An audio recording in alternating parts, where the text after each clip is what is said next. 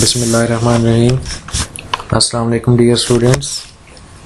आज का हमारा lecture civil engineering drawing and AutoCAD civil 243 के ऑटोकैड के पोर्शन के बारे में होगा।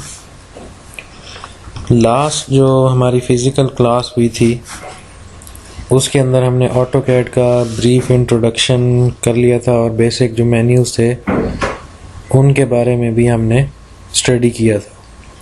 तो लास्ट लेक्चर को थोड़ा सा मैं रिव्यू कर लेता हूँ और उसके बाद फर्दर नेक्स्ट जो कमांड्स हैं उस पर हम प्रोसीड करेंगे। हमने पढ़ा था कि ऑटोकैड जो मुखफ़फ़ है ऑटोमेटिक कंप्यूटर एडेड डिज़ाइन या ड्राफ्टिंग भी आप इसको कह सकते हैं। ऑटोमेटिक कंप्यूटर एडेड डिज़ाइन यानी ये कि ऐसा सॉफ्टवेयर है जिसकी मदद से कंप्यूटर पर ख़ुद ब खुद हमें ऑटोकैड जो है वो एक नक्शे बनाकर हमारे सामने लाकर रख देता है। उसके बाद हमने ये पढ़ा था कि ये इसके ऊपर टाइटल बार है जिसके ऊपर इसका नाम लिखा हुआ है और ये नाम हम अपनी मर्ज़ी से एडिट भी कर सकते थे। उसके बाद डिफरेंट मेन्यूज़ हैं इसके अंदर, file menu, edit menu, view menu, insert menu और इस तरह ये दीगर मेन्यूज़ हैं। जिस भी मेन्यू को हम क्लिक करेंगे उसके नीचे उसी मेन्यू की वहाँ पर डिटेल आ जाएगी कि इस मेन्यू के साथ हम कौन कौन से फंक्शन परफॉर्म कर सकते हैं। और उसके बाद हमने इस वर्किंग एरिया का डिस्कस किया था। ये जो ड्राइंग एरिया है जिसके ऊपर हमारी ड्राइंग बनती है, इसको ऑटोकैड ग्राफिक विंडो या UGI यूज़र ग्राफिक इंटरफेस का नाम दिया गया है।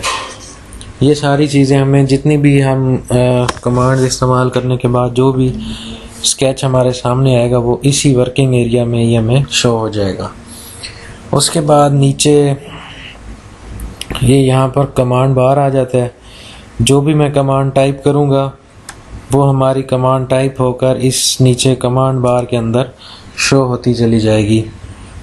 उसके बाद नीचे ये हमारे पास स्टेटस बार आ रहा है जिसमें मुख्तलिफ फंक्शन हैं जो कि बारी बारी हम लोग साथ में डिस्कस करते जाएंगे, जिनमें से हमने ऑर्थो को लास्ट लेक्चर में भी डिस्कस किया था कि ऑर्थो मोड को ऑन या ऑफ़ करने से हमारी जो लाइन है वो स्ट्रेट हो जाएगी या लाइन में जो तिरछापन है वो आ जाएगा। तो ऑर्थो मोड को ऑन या ऑफ़ करने के लिए हम यहाँ पर क्लिक भी कर सकते हैं और हमारे पास कीबोर्ड पर शॉर्टकट की F8 भी मौजूद है। F8 प्रेस करने के बाद भी हम ऑर्थो को ऑन या ऑफ कर सकते हैं। तो आज के लेक्चर में हम बेसिक सेटिंग से स्टार्ट लेंगे कि कोई भी ड्राइंग बनानी हो तो उसके पहले कुछ ड्राफ्टिंग सेटिंग्स की जाती हैं। सबसे पहले यूनिट सेट किए जाएंगे। यूनिट सेट करने के लिए शॉर्टकट की UN लिखेंगे हम। अब जैसे ही मैंने UN लिखा है तो ये स्क्रीन पर भी आपको नज़र आ रही है कि ये UN टाइप हो चुका है। UN लिखने के बाद मैं एंटर प्रेस करूँगा तो ये हमारे पास ड्राइंग यूनिट्स की एक विंडो सामने आ जाएगी। अब आपने क्या करना है, जहाँ पर ये लेंथ आ रहा है इसको आप इस बार को क्लिक करेंगे और यहाँ से आप इसको आर्किटेक्चरल के अंदर सेलेक्ट कर लेंगे, क्योंकि हम बेसिकली आपकी बुक को फॉलो कर रहे हैं, नक्शा बना रहे हैं, तो यहाँ पर हम इसको आर्किटेक्चरल में कन्वर्ट कर लेंगे। उसके बाद प्रिसीजन की डिफरेंट सेटिंग्स होती हैं। जैसे मैंने आपको कहा अभी हम फ़िलहाल बुक को फॉलो करेंगे तो इसको आपने कन्वर्ट करके 1/8 इंच की रीडिंग को सिलेक्ट कर लेना है।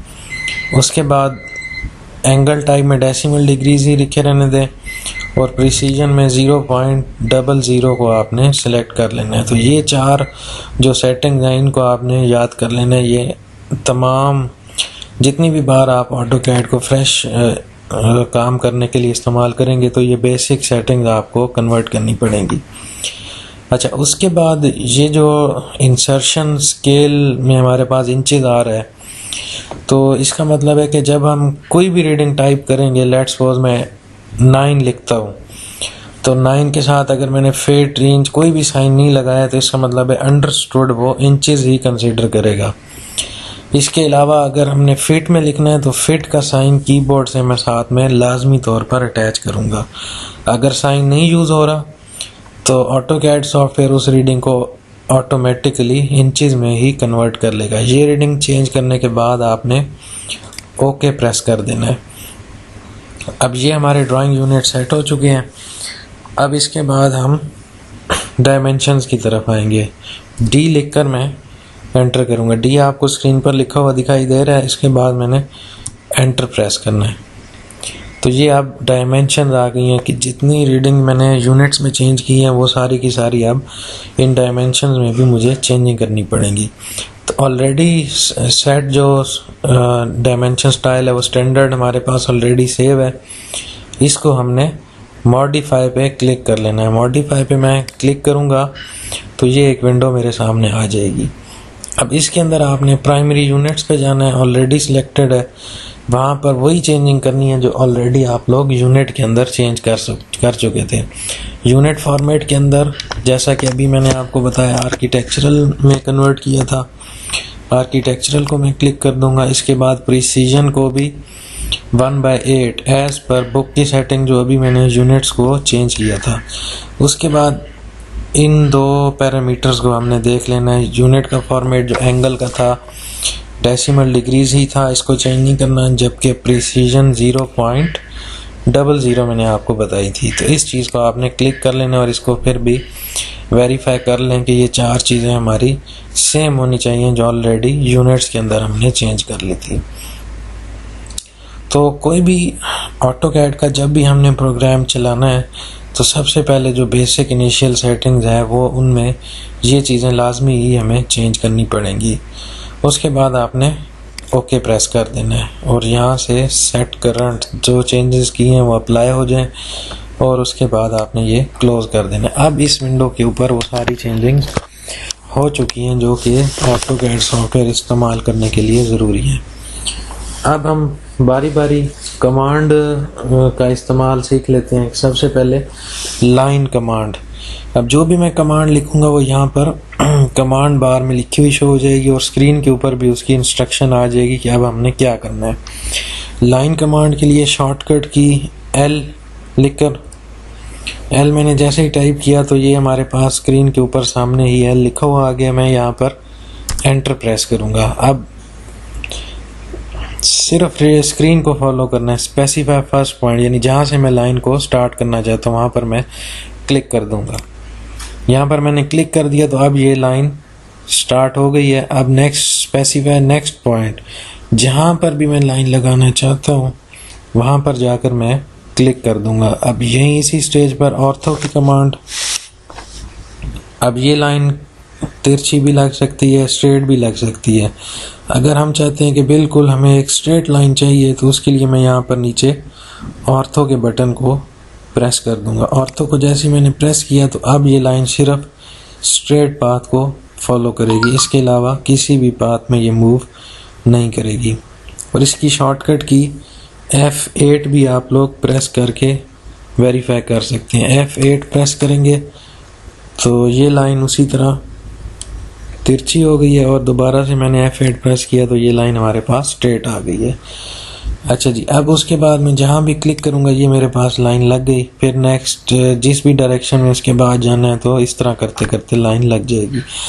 अब किसी भी कमांड को कैंसिल करना हो तो एस्केप का बटन प्रेस कर दिया जाएगा। अब ये एक स्ट्रेट लाइन मेरे पास लग चुकी है। ये तो एक मेथड था लाइन लगाने का। इसके अलावा भी बहुत सारे मेथड हैं जिनके साथ लाइन को लगाया जा सकता है। मिसाल के तौर पर ये साइड पर आपके पास ड्रॉ लाइन का ऑप्शन आ रहा है, इसको जस्ट मैंने क्लिक करना है और उसी तरह specify first point and then specify second point. तो ये मेरे पास इस तरह एक और भी लाइन लग चुकी है।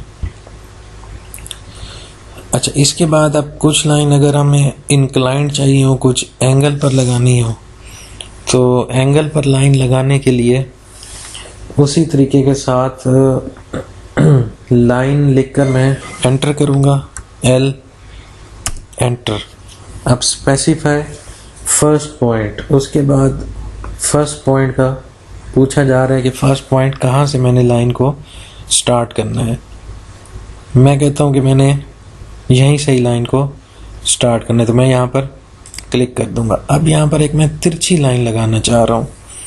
तो एक तरीका तो था कि मैं ऑर्थो मोड में जाऊँ और ये यहाँ पर तिरछी लाइन लग जाए, लेकिन मैं चाहता हूँ कि एक ख़ास एंगल पे मुझे रीडिंग चाहिए और एक ख़ास लंबाई की लाइन चाहिए कि लेट्स सपोज 3 फुट की लाइन चाहिए और 45 डिग्री का एंगल चाहिए। तो इस तरह लिखने के लिए मैं एट द रेट का बटन दबाऊंगा, शिफ्ट दबाकर 2 प्रेस करेंगे तो ये एट द रेट का एक साइन आपको नज़र आ जाएगा। वो लिखने के बाद एट द रेट के बाद जितनी भी लाइन की लेंथ है वो लिखनी है। उसके बाद 3 फीट लिखूंगा, 3 और ये फिट का छोटा सा साइन है। उसके बाद लेस देन, ये इसके सामने एक और साइन नज़र आ रहा है, ये लेस देन का साइन मैं प्रेस करूँगा और उसके बाद एंगल 45 डिग्री और ये लिखने के बाद मैं एंटर प्रेस करूँगा। तो अब आप देख सकते हैं कि ये जो लाइन है मेरे पास, ये 3 फीट इसकी लेंथ है और इसका जो एंगल हॉरिजॉन्टल के साथ बन रहा है वो 45 डिग्रीज का एंगल बन रहा है। तो इस तरीके के साथ ये एक हमने 3 फीट की लाइन इंक्लाइंड जो है वो एंगल पर लगा ली। अब इसी तरह एक और कमांड कंस्ट्रक्शन लाइन, जिसका शॉर्टकट की XL है, XL लिखकर मैं एंटर करूंगा। स्पेसिफाई अ पॉइंट, यानी एक पॉइंट मुझसे पूछा जाएगा कि मैं कहाँ पर कंस्ट्रक्शन लाइन को लगाना चाह रहा हूँ। तो किसी भी लाइन को स्पेसिफाई करने के लिए आपने बताना है कि मैं हॉरिजॉन्टल या वर्टिकल कौन सी लाइन को कंस्ट्रक्शन लाइन में कन्वर्ट करना चाह रहा हूँ। मैं हॉरिजॉन्टल पे क्लिक करना चाह रहा हूँ। तो नीचे स्क्रीन के ऊपर आपको डिफरेंट ये फंक्शन लिखे हुए नज़र आ रहे होंगे, horizontal, vertical and other etc। तो मैं हॉरिजॉन्टल के लिए H प्रेस करूँगा, H लिखकर एंटर करूँगा तो एक हॉरिजॉन्टल मेरे पास लाइन आ गई है। अब स्पेसिफाई थ्रू पॉइंट, यानी किस पॉइंट में से कंस्ट्रक्शन लाइन को गुजारना चाह रहे हैं, मैं इस पॉइंट को यहाँ पर क्लिक कर दूंगा तो ये मेरे पास एक कंस्ट्रक्शन लाइन आ गई जो कि एक रेफरेंस के तौर पर इस्तेमाल हो रही है। अब ये याद रहे कि ये कमांड उस वक्त तक कैंसिल नहीं होगी जब तक मैं एस्केप का बटन नहीं प्रेस कर लेता, वरना ये इसी तरह क्लिक करता जाऊंगा और ये कमांड साथ साथ लगती जाएगी। तो मैं एस्केप करूंगा तो ये हमारी कमांड यहाँ पर कैंसिल हो गई है। उसके बाद नेक्स्ट पॉली लाइन की कमांड है। पॉली लाइन के लिए PL पॉली लाइन का शॉर्टकट है। PL लिखकर मैं एंटर करूंगा, पॉली लाइन। अब उसके बाद मुझसे स्टार्टिंग पॉइंट पूछा जा रहा है, मैं यहाँ पर स्टार्टिंग पॉइंट कर लेता हूँ और उसके बाद इसी तरह जो नेक्स्ट एंडिंग पॉइंट है वो भी मैं इसका यहाँ पर स्पेसिफाई कर सकता हूँ। अब लेकिन इसके डिफरेंट जो तरीक़ाकार हैं जिसमें हमने बताना है कि अब मैं इसकी लेंथ को चेंज करना चाहता हूँ, विड्थ को चेंज करना चाहता हूँ या इस तरह कोई और पैरामीटर को। तो मैंने विड्थ के लिए W लिखकर एंटर करना है, यानी इसकी जो विड्थ है बाकी लाइनों से मैं चेंज करना चाह रहा हूँ। स्टार्टिंग विड्थ में मैं 2 इंच लिखता हूँ। अब वही 2 के साथ मैंने इंच नहीं लिखा तो ये अंडरस्टूड है कि 2 इंचेस ही है। उसके बाद मैंने क्लिक किया तो यहाँ पर ये specify ending width, ending width में भी मैं कह देता हूँ कि 2 इंच की ही लाइन मुझे दरकार है। उसके बाद स्पेसिफाई नेक्स्ट पॉइंट, यानी ये लाइन कितनी ज़्यादा लेंथ में चाहिए, जितनी लेंथ में चाहिए वहाँ पर क्लिक भी कर सकते हैं और उतना टाइप भी किया जा सकता है। यानी मैं कहता हूँ कि 5 फीट चाहिए तो 5 फीट लिखकर एंटर भी किया जा सकता है। तो एस्केप दबाऊंगा, कमांड कैंसिल। अब ये एक पॉली लाइन जिसकी विड्थ 2 इंच है और 5 फुट लंबी लाइन मेरे पास लग चुकी है। अब इसी तरह एक एरो भी इसी की मदद से हम ड्रॉ कर सकते हैं, यानी अगर हम विड्थ को चेंज करना चाहें तो PL लिखकर एंटर करूंगा, specify starting point, specify width.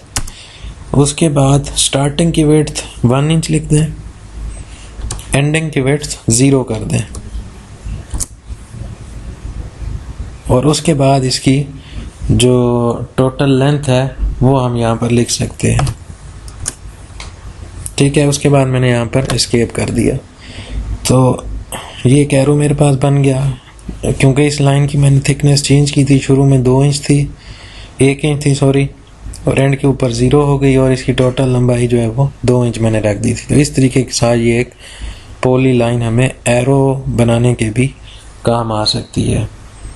आज के लेक्चर के अंदर हम लोग जस्ट इन्हीं कमांड्स को रिवाइज करेंगे। इन्हीं को आप लोगों ने बुक से देख लेना। ये आपका मैंने पेज नंबर 287 और 288 का थोड़ा सा ब्रीफ इंट्रोडक्शन आपके सामने रखा है। अब आपने घर जाकर इसी तरह लाइन लगाने की प्रैक्टिस करनी है, पॉली लाइन के बारे में सर्च करना है, लाइन को इंक्लाइंड लगाने के बारे में सर्च करना है, और इसमें अगर कोई भी प्रॉब्लम आपको आती है तो ये आपने मुझे व्हाट्सएप के ऊपर शेयर कर लेना है। जहाँ तक असाइनमेंट का क्वेश्चन है, तो आप लोगों को 3 मेन्यूज़ मैंने लिखने के लिए ऑलरेडी दे दिए थे, file menu, edit menu, view menu. अब आप लोगों ने ये करना है कि नेक्स्ट जो भी लेक्चर है हमारा मंडे को इंशाल्लाह, तो उसमें नेक्स्ट जो हमारे मेन्यूज़ हैं, जिसके अंदर इंसर्ट मेन्यू नंबर 4 और नंबर 5 पर फॉर्मेट मेन्यू, अब इन मेन्यूज़ की आपने मुझे डिस्क्रिप्शन जो है वो लिख कर व्हाट्सएप नंबर पर शेयर कर देनी है। और ये आप लोगों की जो असाइनमेंट्स हैं और जो क्विज़ जो मंथली टेस्ट के मार्क्स हैं वो इसी बेस पर ही लगाए जाएंगे। आज का लेक्चर हमारा यहीं पर क्लोज होता है। कोई भी प्रॉब्लम है तो आप मुझे किसी भी टाइम कांटेक्ट कर सकते हैं। Thank you. अल्लाह हाफिज़।